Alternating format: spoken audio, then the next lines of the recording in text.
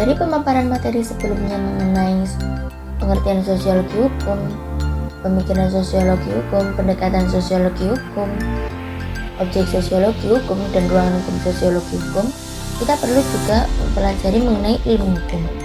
Ilmu hukum umumnya dipelajari secara doktrinir, namun secara epistemologis, ilmu hukum yang lengkap harus juga mempelajari bekerjanya hukum dalam masyarakat. Socio-legal studies adalah pendekatan interdisipliner untuk menganalisis hukum. Fenomena hukum dalam hubungan ini antar masyarakat luas. Pekerjaan teoritis dan empiris disertakan, dan perspektif metodologi diambil dari humaniora serta ilmu sosial. Studi hukum secara doktriner atau normatif itu diperkaya dengan berbagai metode.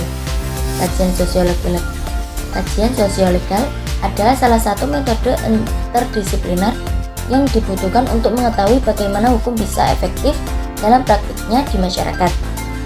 Tidak sekedar membicarakan pemahaman normatif dalam teks hukum. Keterkaitan antar pluralisme pendekatan sosiologis dan hukum Islam.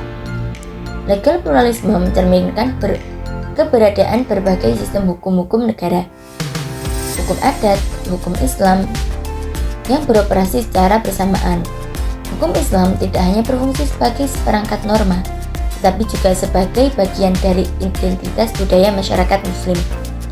Pendekatan sosiologi sendiri membantu memahami interaksi antara hukum Islam dan hukum adat, serta bagaimana masyarakat memilih mekanisme penyelesaiannya sengketa yang sesuai dengan konteks sosial mereka.